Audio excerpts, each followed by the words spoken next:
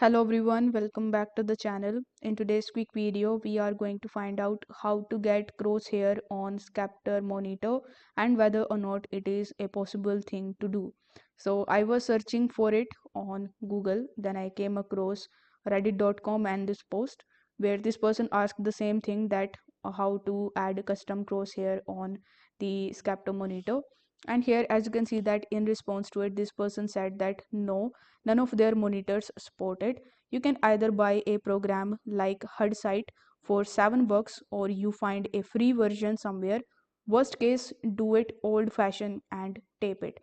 So basically you won't get it by default in your monitor, so you just have to buy a HUD site and that will cost you $7, and you can even find a free version on Google, but I would recommend you to do this, and then you can just use this program in order to get the Crosshair on Sceptre monitor.